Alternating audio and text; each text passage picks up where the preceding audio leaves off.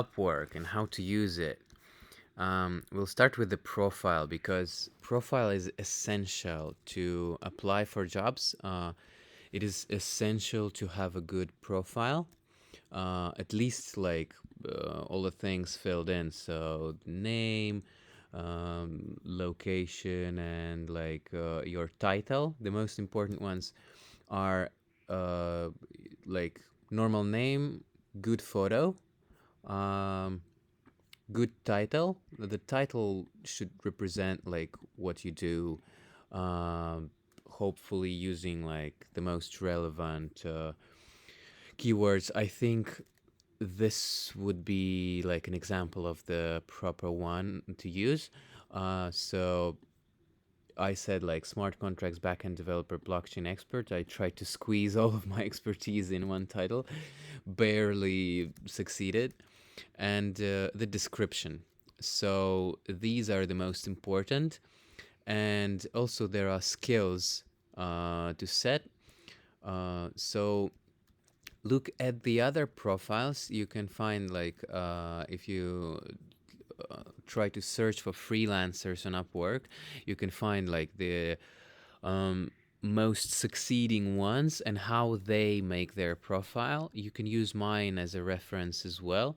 I like to make the description in the form of not like a resume or CV, but instead like an offering of services. So I briefly describe like my experience and how long I'm in the industry and what I worked on. And well, okay, this one is more like a CV, to be honest. This one is more like a service featuring. So here I just feature areas of my expertise. Also could list like what we can do for you, or actually when it's a personal profile, what you can do for the customer, and keep it not too long. I like to keep it also visual, like you see with these dots that just make reading a little bit more fun for the eyes. That makes them read it easier. So you said all this. Blockchain development would be, I think, the most relevant for the title because it's quite a broad scope of tasks that we do, and like the general umbrella term for that is blockchain developer, or maybe even DeFi NFT blockchain developer, something like this. So feel free to be creative at this. You can experiment, for example, one week with one title, another week another title, and you see which one works better. So it's good to have an hourly rate set here. Mine is quite high. It took years to get that high, but I recommend setting nothing lower than 30 hours, $30 per hour, because for the industry it's just good to have something at least at 30, because everything lower is basically Indian low quality workers. So that's it for the profile. Actually, yeah, okay, I should mention the skills as well. Let me see.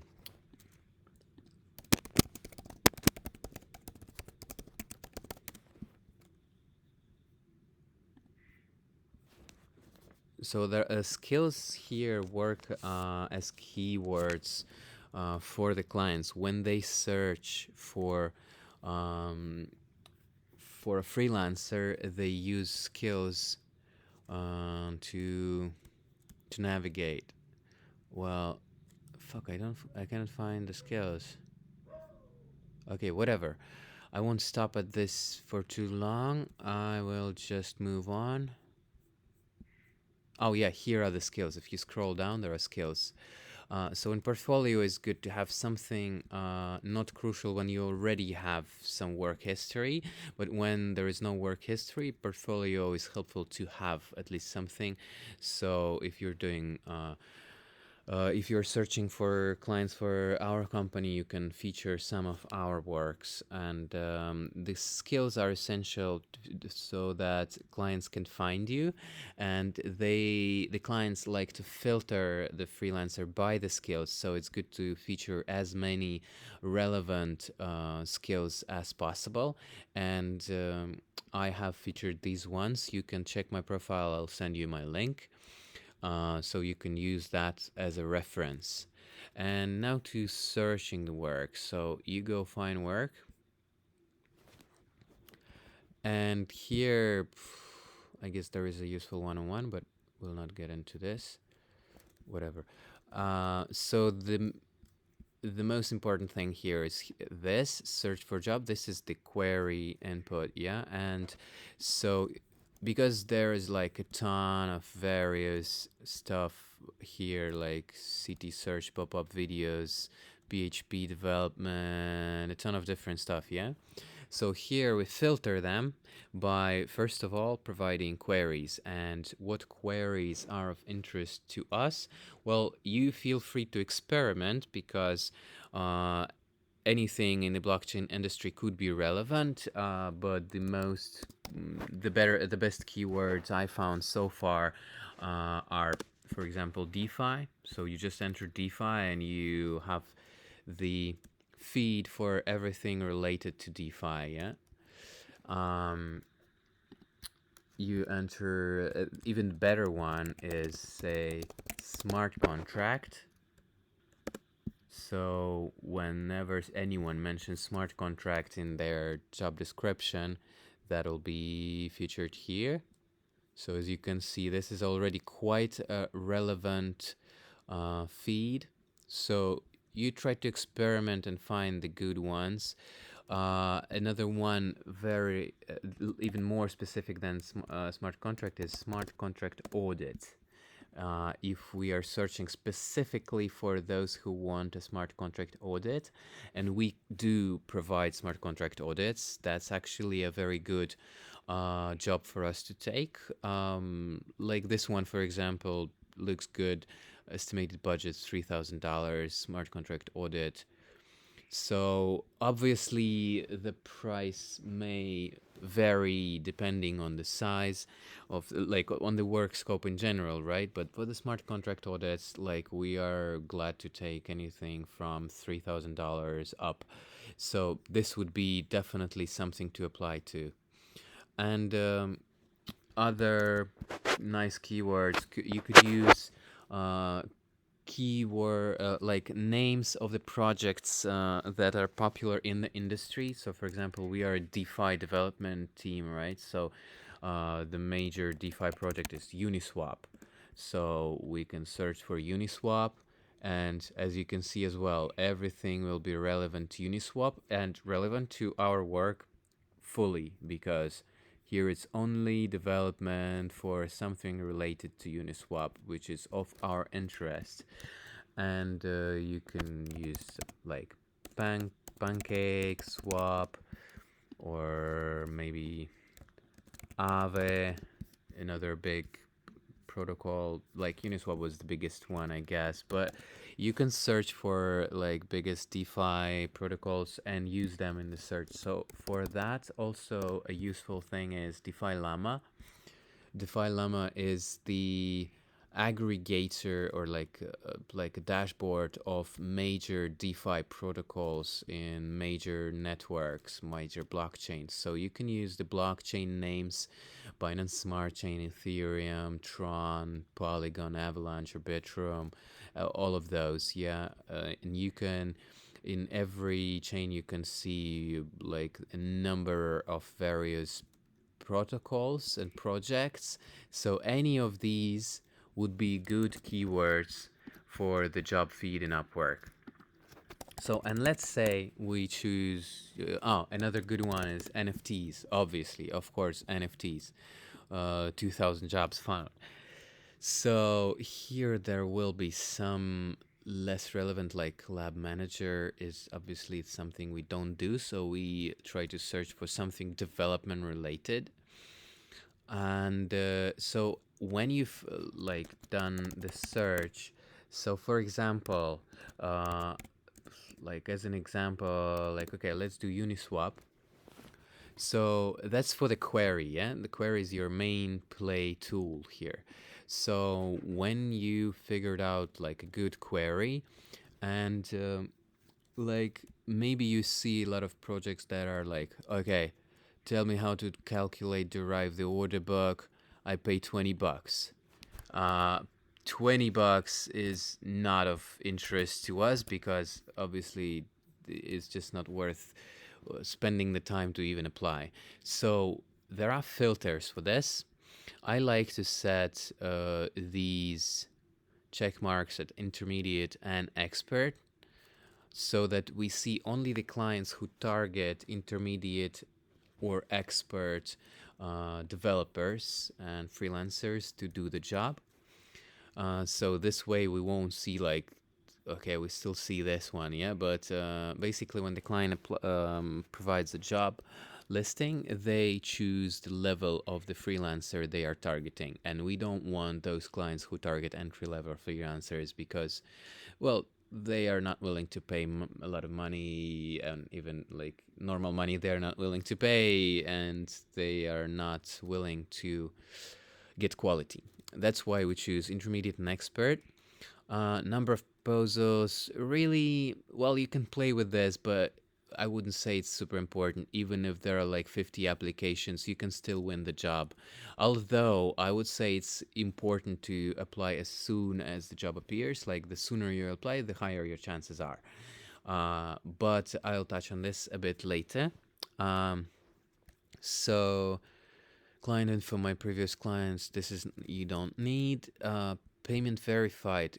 Well, this will pretty much guarantee that this is a good paying client, because those will be those who verified their payment method, but that does reduce the number of jobs. So I think for broader like coverage, we could have this unchecked. Um, there is a budget. Where is the budget? I think they removed the filter for the budget. Oh no.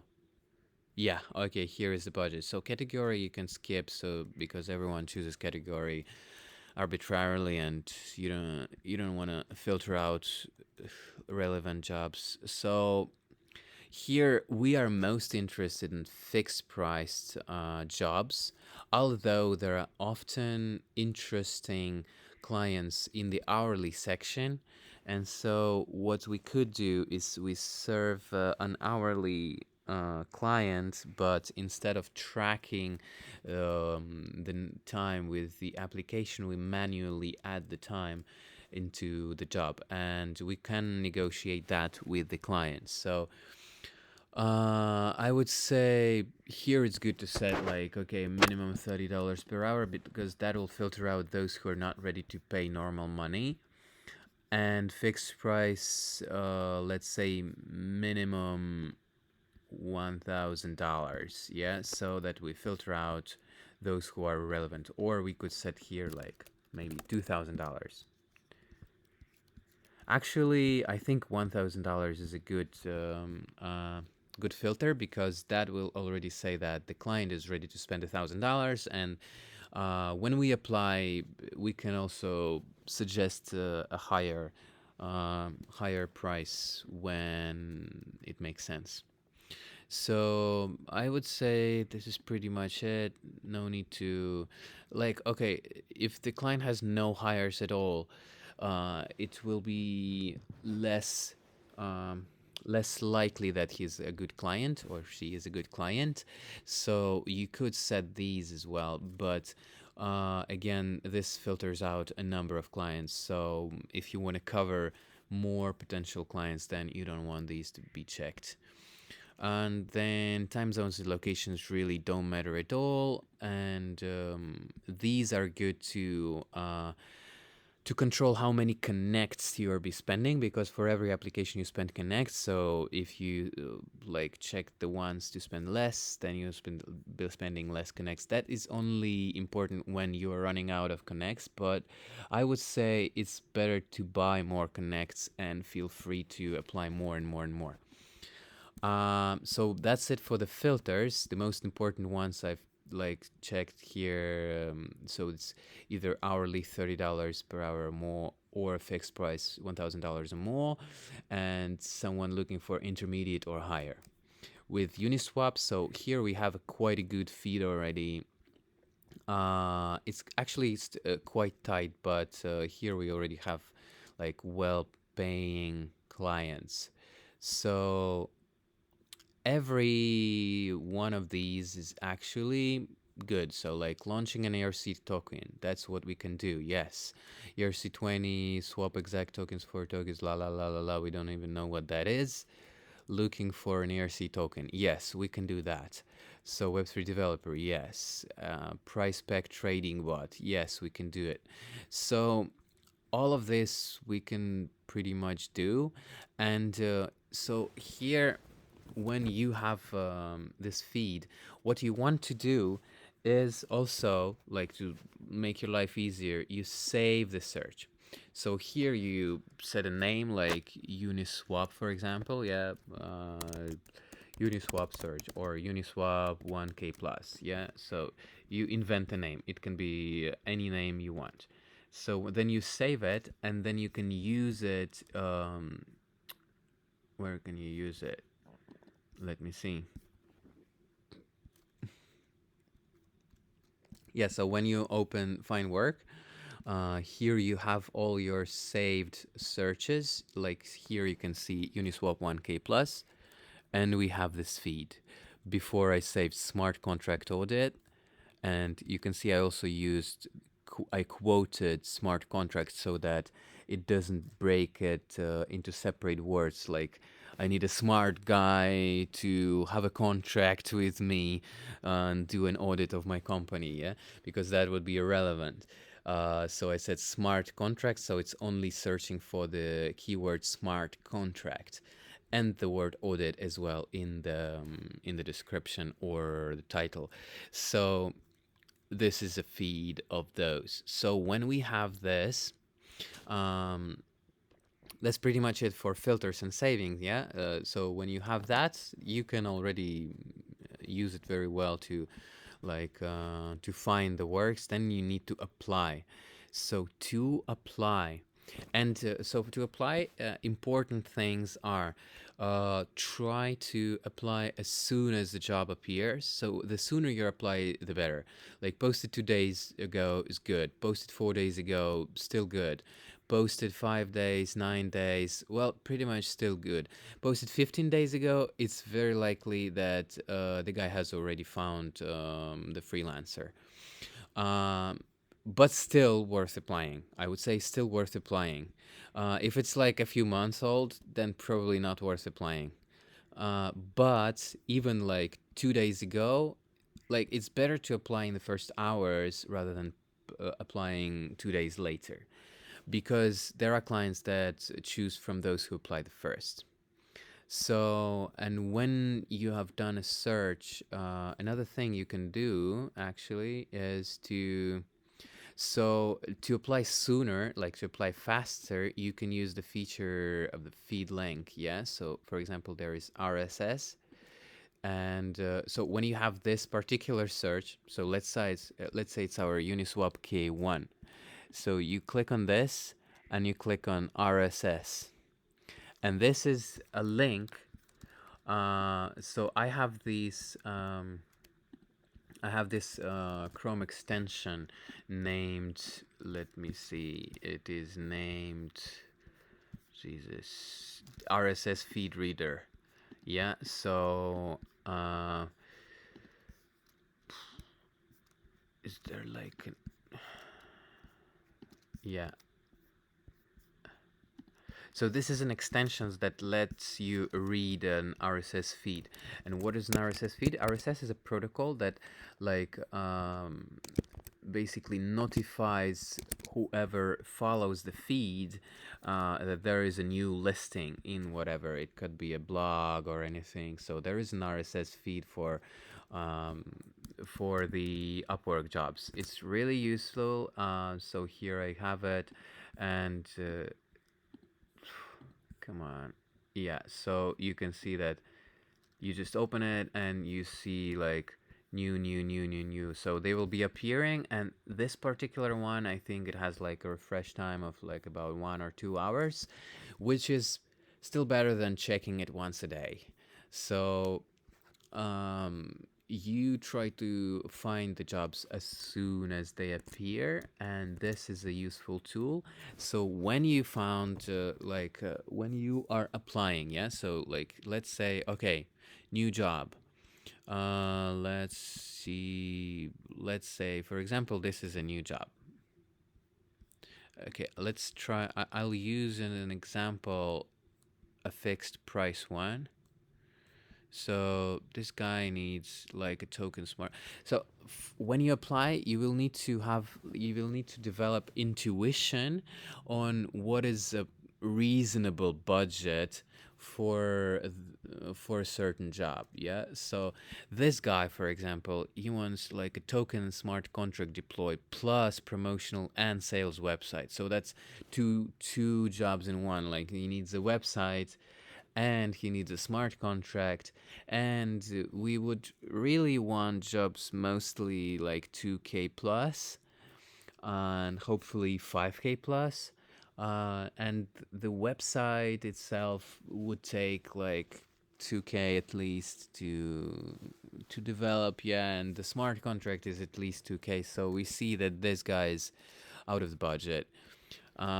He offers too low. We can still apply and suggest our rate, yeah, uh, but we try to find something closer. So let's say, for example, smart contract audit. This guy, they all suggest hourly. Well, okay, I'll show an example on this one, yeah. So estimated budget $3,000. Full smart contract audit for an NFT project, testing and feedback report appropriate. So first thing you do when you open it is you read carefully everything they say here. So when you read it and you understand roughly, even though you don't understand the technical details, but you have a rough like sense of what they need, right? So this guy needs like a smart contract, yeah. So there could be some red flags here in the qualifications that means that you don't qualify for something the client would prefer. Ignore that. Really, they don't give a shit. They randomly choose the preferences, and they don't realize that they can be filtering out valuable freelancers like this, and they do hire freelancers who don't qualify for all their requirements. I've tested it, so ignore it. So here, for example, we can see that well, actually, the main thing we need really is the description and the price tag, yeah, of the budget. This is the budget that the client has set. The client may not know how much exactly that should cost. Sometimes they set arbitrary numbers in the budget. So when you apply, you like intuitively said, so let's say for a smart contract audit, I would say I would recommend to set like $5,000 as a go-to price without getting too deep into what it really is. So you need to submit a proposal, and it will open a new page. And so you read carefully the description, yeah. If they mention a name here, sometimes they say like, thanks, Dave. So then you would use that name to address them in the CV, like in the cover letter here. So you would say, hi, Dave. If they don't say their name, then whatever, just say hi. And so you would want to refer to their description as much as possible. So never copy paste the applications, because those applications will be wasted. That is important. That I've tested it multiple times in practice. When you copy paste same just template application, they just ignore it. So personalized application is essential.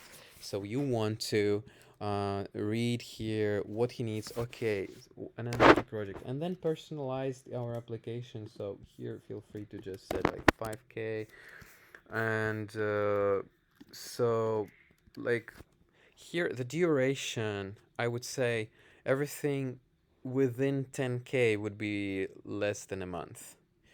Everything like so you could say 10 to 20K a month is how you can estimate how fast we will do it. So here you just roughly pick the proper one. And so you see, hi, let's see, what does he need? Appropriate. Nothing I could really relate to this, right? Report. Yeah, so I will provide a report. So full smart contract audit for an NFT project. Hi, I can make an audit, like a security audit. You can use like extra words to just show that you know what you're talking about. Yeah, not just copying the words from the description. So you can make a security audit of your smart contracts.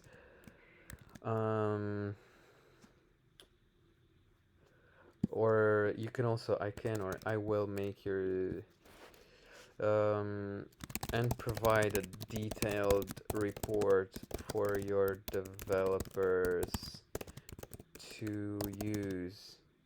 Something like this. That would work. And always finish with a question, because that is engaging for a client. It's important, like it really improves the conversion rate if you finish with a question, because when you finish with a question, that triggers their subconscious desire to respond. Like, and it also shows that you are because the question, like ask a relevant question. For example, an NFT project, so we would ask something like, is it a simple NFT collection, or like, okay, is it, or let's say, are you launching an NFT collection or a whole NFT marketplace?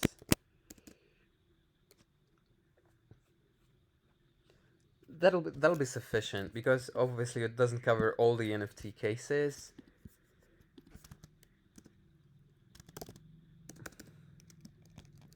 Or even, or is it an NFT? But is it a gamify NFT, or like say NFT play to earn game? So you don't need to cover like all possible cases. Just ask something relevant, and they will already want to answer that. So then you say, best regards, Roman B. That's how I usually end. I would say this is not like super important, but it's good to, I don't know, maybe it's not. Actually, I haven't tested the presence or absence of this signature in the end. So when we are speaking of smart contracts specifically, it's good to also upload an example of how you made audits in the past. And so I have this one, for example. I will send it to you so you can use it.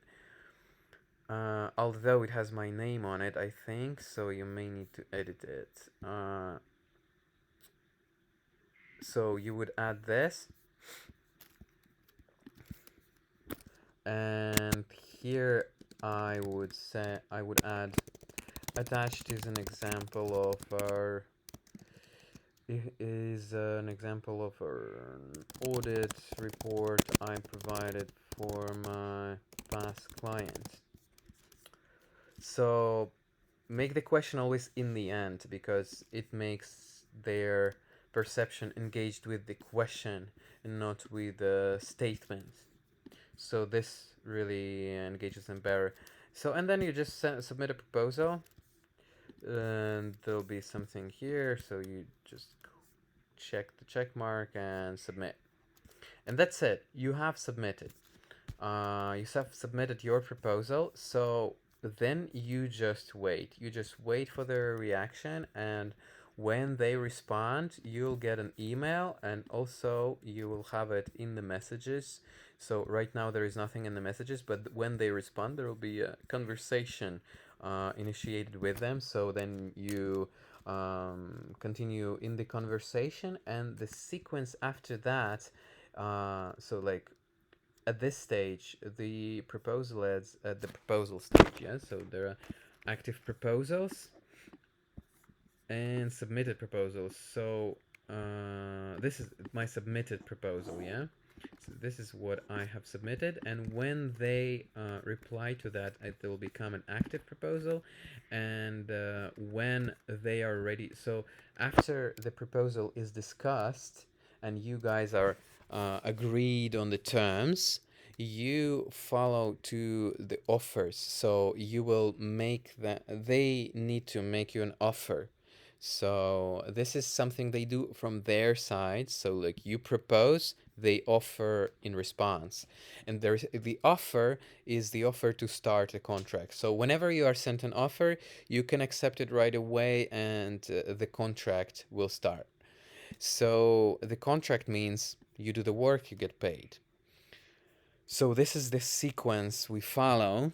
And well, about the application, I've said already all the important things. Another really important thing is in the conversation. Whenever you get a message, it's important to reply as soon as you can. So definitely reply within 24 hours, because in your profile, I don't know if I can see it in my profile, but in your profile you have this response rate, and they do okay, they, I think they maybe not don't show it to me, so but the client can see your response rate, and like basically how quickly you respond on average. And you don't want to be a slow responder, you want to respond quickly, because then it will be a higher likelihood that they will choose you over some other guy that is